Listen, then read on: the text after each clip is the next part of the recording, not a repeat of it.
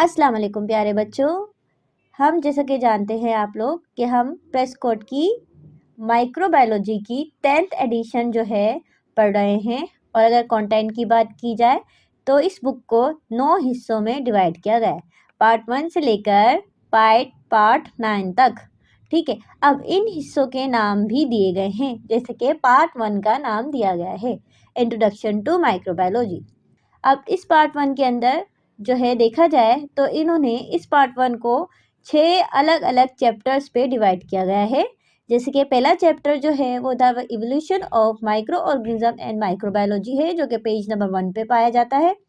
और दूसरा चैप्टर जो है माइक्रोस्कोपी है, जो कि पेज 22 पे लिख रहा है। इसी तरीके से बैक्टीरियल सेल स्ट्रक्चर है, और इसी तरीके से archaeal cell structure, eukaryotic cell structure और वायरस है, and other acellular infection agent भी है। ठीक है, ये जो पार्ट 1 है, हम इसके अंदर सिर्फ इंट्रोडक्शन ऑफ माइक्रोबायोलॉजी के ही बारे में पढ़ेंगे, जो कि पेज नंबर 1 से लेकर पेज नंबर 109 तक होते हैं। चलिए हम अब अगले नेक्स्ट पेज पे जाते हैं, जिसके अंदर चैप्टर ही आ जाता है हमारा चैप्टर का नाम क्या है? The evolution of micro organism. अच्छा, अगर हम इवोल्यूशन ऑफ माइक्रोबायोलॉजी के अंदर देखें कि हम क्या पढ़ेंगे चैप्टर नंबर 1 के अंदर, हम 4 अलग अलग की मेन डेफिनेशंस पढ़ेंगे, जैसे कि member of microbial world, microbes, etc जो है, ये सारे आ गए। ठीक है, अब जो है सबसे पहले हमें क्या पढ़ना चाहिए? हमें माइक्रोबायोलॉजी की डेफिनेशन को समझना चाहिए। अच्छा, माइक्रोबायोलॉजी होता क्या है? माइक्रोबायोलॉजी एक साइंस की ब्रांच है, नेचुरल साइंस की कह लो, जिसके अंदर माइक्रो ऑर्गेनिज्म के बारे में पढ़ते हैं। अब ये बायोलॉजी जो है उसकी ब्रांच है, और जिसके अंदर माइक्रो ऑर्गेनिज्म के बारे में पढ़ेंगे। तो माइक्रो ऑर्गेनिज्म क्या होते हैं? माइक्रो ऑर्गेनिज्म वो होते हैं जो हमें नेकेड आई से नज़र ना आए। अब नेकेड आई के क्या मायने हैं? नेकेड आई मतलब जो जिसके ऊपर ना चश्मा हो, ना दूरबीन हो, ना माइक्रोस्कोप हो, कुछ भी ना हो, सिर्फ ऐसी खाली आंखें हो, उससे हमें ये माइक्रो ऑर्गेनिज्म नज़र नहीं आते। जैसे कि बैक्टीरिया हो गया, वायरस हो गया, फंजाई हो गया, प्रोटोजोआ हो गया, एल्गी हो गया। ठीक है, ये इतने छोटे होते हैं कि हमें नहीं नज़र आते। मैं ये डेफिनेशन पढ़ रही हूँ। Microbiology is the branch of biology that study micro organism. Microbiology biology की एक शाख है जिसके जिसके अंदर हम पढ़ते हैं माइक्रो ऑर्गेनिज्म के बारे में, जैसे कि बैक्टीरिया हो गया, वायरस हो गया, fungi, protozoa and algae that are too small to be seen with the naked eye. अब माइक्रोबायोलॉजी में क्या क्या इंक्लूड होता है, क्या क्या शामिल होता है? ठीक है, bacteriology, virology, mycology, parasitology, immunology, medical microbiology, industrial and food microbiology, ये सब कुछ इसमें इंक्लूड होता है। वायरोलॉजी से जैसे कि नाम से ही हमें पता चला कि स्टडी करनी है हमें इसमें वायरस के बारे में, माइकोलॉजी फंजाई के बारे में, पैरासिटोलॉजी पैरासाइट्स के बारे में, इम्यूनोलॉजी इम्यून सिस्टम में माइक्रोब्स के बारे में, medical microbiology disease causing microbes के बारे में, इंडस्ट्री मतलब use of microbe in industry and food microbiology में पढ़ेंगे। क्यों इंपॉर्टेंट है माइक्रोबायोलॉजी? इसलिए इंपॉर्टेंट है क्योंकि ये हमारे को मदद देती है डायग्नोस करने में, मालूम करने में, जानने में, डायग्नोस मतलब, और उसका हल निकालने में, ट्रीट करने में डिजीज को। ठीक है, वैक्सीन बनाने में हेल्प करती है, एंटीबायोटिक बनाने में हेल्प करती है, फूड प्रोडक्शन जैसे कि योगर्ट, चीज़, वाइन, ईटीसी बनाने में हेल्प करती है। और इन्वायरमेंटल बेनिफिट्स क्या है? ये वेस्ट मटेरियल को रिसाइकल भी करती है, ट्रीट भी करती है, और नाइट्रोजन साइकिल, सल्फर साइकिल जो कि दोबारा बार बार यूज़ करते हैं लिविंग ऑर्गेनिज्म, उसमें ये हेल्प करते हैं। जैसे जैसे हम आगे पढ़ेंगे हम इसके बारे में डिटेल पढ़ते जाएंगे। हमारा नेक्स्ट पेज देखा जाए, मैंने कट लॉस निकाले हुए हैं किसके? इस वाली बुक के। अब cellular and A cellular micro organism जो होते हैं, दो किस्म के माइक्रो ऑर्गेनिज्म होते हैं, एक सेलुलर होते हैं और एक ए सेलुलर होते हैं।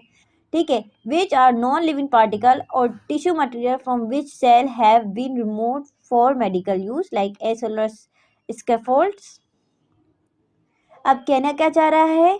ए सेलुलर मीन्स क्या होता है? ऐसे सेल, ऐसी चीज जो कि विथआउट सेल्स हो, मतलब पूरे सेल ना हो, जो कि बायोलॉजिकल एंटिटीज होती है, जो कि सेलुलर स्ट्रक्चर नहीं रखते, पूरा सेल नहीं होता।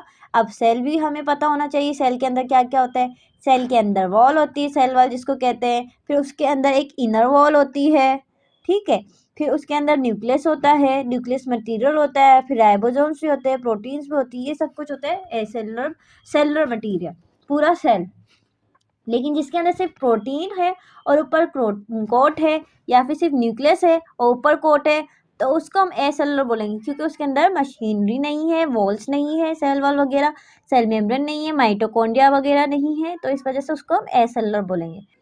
अब जैसे कि माइक्रोबायोलॉजिस्ट जो होते हैं, माइक्रोबायोलॉजिस्ट कौन होते हैं? जो माइक्रोबायोलॉजी को पढ़ रहे होते हैं, उसके अंदर अपनी डिग्री हासिल कर रहे होते हैं, उसको माइक्रोबायोलॉजिस्ट कहते हैं। Organism and biological entity studied by microbiologist, वो ऑर्गेनिज्म जो कि बायोलॉजिकल एंटिटीज होते हैं और जिसको माइक्रोबायोलॉजिस्ट पढ़ रहे होते हैं, डिवाइड किए गए हैं दो हिस्सों में, सेलुलर होते हैं या फिर एसेलुलर होते हैं। सेलुलर के अंदर आ जाता है फंजाई, क्योंकि वो पूरी सेल होती है, प्रोटिस्ट वो भी पूरे सेल्स होते हैं, बैक्टीरिया वो भी पूरे सेल होते हैं, आर्की वो भी पूरे सेल होते हैं, उसके अंदर पूरा सेल स्ट्रक्चर होता है, ठीक है। अब फंजाई के अंदर यीस्ट ये मोल्ड आ जाती है, खमीर जिसका हमने सुना होता है नाम, उसको हम यीस्ट कहते हैं। मोल्ड जो हमारी ब्रेड के ऊपर फुफंद लग जाती है, उसको हम मोल्ड कहते हैं। मोल्ड हमें नेकेड आइ से दिख रही होती है क्योंकि वो मल्टी सेलुलर होती है, ठीक है। और यीस्ट जो है सिंगल सेलुलर होती है, वो हमें नहीं दिखती। प्रोटिस्ट जो होती है वो क्या होती है? एल्गी होती है, प्रोटोजोआ होती है, स्लाइम मोल्ड्स होते हैं। बैक्टीरिया के अंदर इन्होंने एक एग्जाम्पल दी हुई है, इकोलाई, ठीक है। और जो है और 1 2 3 4 5 आर्की में इन्होंने दिया हुआ है मीथोजीनस। अब ये सारे आ गए क्या? Cellular component. और एसेलुलर में क्या हो गया? वायरस आ गया, जो कि प्रोटीन एंड न्यूक्लिक एसिड से बना हुआ होता है। वेरियर्स आ गया, जो कि सिर्फ आरएनए से ही होता है। सैटेलाइट्स आ गए, जिसके अंदर nucleic acid enclose in protein shell, nucleic acid को हम प्रोटीन शेल के अंदर इनक्लोज कर देते हैं, तो वो सैटेलाइट्स हो जाते हैं। वेरियंस जो होते हैं जो प्रोटीन से बने हुए होते हैं, ठीक है। अब हमारी आ जाती है, या हमने देख लिया, अब हम नेक्स्ट स्लाइड्स के अंदर आते हैं। ये है पहले के अंदर, ये देखो माइक्रो ऑर्गेनिज्म के ही बारे में बताया क्या होता है। वो होते हैं जो कि बहुत ज़्यादा छोटे हों, दूज ऑर्गेनिज्म जो बहुत ज़्यादा छोटे, too small to be seen clearly by unaided eye. Unaided naked eye और अनएडेड, अनएडेड में तो कोई भी चीज़ डाली हुई नहीं हो, खाली आंखें, ठीक है। मतलब सेम ही अनएडेड और नेकेड आई का। They are generally 1 millimeter or less in diameter. Microbes such as bread mold and filamentous photosynthesis microbes are actually visible without microscope. कुछ ऐसे भी होते हैं, जैसे मैंने अभी मोल्ड की बात की थी, वो हमारे को अपनी आंखों से ग्रीन या ब्लैक कलर की दिख जाती है, ठीक है। फोटोसिंथेटिक माइक्रोब भी होते हैं, वो कुछ ऐसे होते हैं जो कि हमें बिना माइक्रोस्कोप के दिख रहे होते हैं, लेकिन वो सिंगल सेलुलर नहीं होते, are actually visible without microscope. These microscopic microbes are often colonial, consisting of small aggregation of cell. ये कॉलोनियल टाइप बनाते हैं और एक स्मॉल एग्रीगेशन जो होती है सेल्स की बन जाती है। एग्रीगेशन मतलब सेल्स का जमा होना, ठीक है। जब बहुत सारे सेल्स जमा होंगे तो उनकी क्वांटिटी ज़्यादा हो जाती है, तो जिस वजह से वो हमारे को दिख जाते हैं। Some microscopic microorganism are multicellular. कुछ माइक्रोस्कोपिक जो है माइक्रो ऑर्गेनिज्म होते हैं वो मल्टी सेलुलर होते हैं। They are distinguish from the other multicellular life form. लेकिन ये जो है दूसरे मल्टी सेलुलर लाइफ फॉर्म से जो अलग होते हैं, जैसे कि प्लांट और एनिमल से, ये बहुत डिफरेंस होते हैं by their lack of highly differentiate tissue. कैसे? इनके पास डिफरेंशिएट टिश्यू नहीं बने होते मोस्टली, मतलब अभी डेवलपमेंट कंप्लीट नहीं होती। Most unicellular microbes are microscopic. ज़्यादातर जो है यूनिसेलुलर जो होते हैं माइक्रोब, वो माइक्रोस्कोपिक होते हैं। However, there are interesting exception as we describe in chapter number 1. Chapter number 3 के अंदर जो है हम ये भी डिस्क्राइब करेंगे कि कुछ बहुत सारे ऐसे इंटरेस्टिंग फैक्ट आएंगे जो हम पढ़ेंगे। एक्सेप्शंस आएगी जो कि इस वाली बात से रिलेट नहीं करती होगी। In summary, cellular microbes are usually smaller than 1 millimetre in diameter. Cellular microbe जो है वो स्मॉलर होते हैं ज़्यादातर, किससे? 1 मिलीमीटर इन डायमीटर से। Often unicellular and if multicellular lack differentiate tissue. और जो मल्टी सेलुलर होते हैं उसके अंदर लेक डिफरेंशिएट टिश्यू होते हैं। अब इसके अंदर देखिए माइक्रो ऑर्गेनिज्म जो होते हैं ना, माइक्रो ऑर्गेनिज्म ज़्यादातर किस लिए अप्लाई किया जाता है? सेलुलर माइक्रोब्स के लिए ही इस्तेमाल किया जाता है, इस टेक्स्ट में ही लिखा हुआ है। लेकिन सम टाइम माइक्रोब्स ही यूज कर लेते हैं। Some text use both micro when referring the these acellular agent. Acellular agent के लिए, बायोलॉजिकल एंटिटीज के लिए ना बहुत सारी बुक्स ऐसी हैं जो कि माइक्रो ऑर्गेनिज्म का लफ्ज यूज कर लेती है। ठीक है, और माइक्रोब्स का भी यूज़ कर लेती हैं।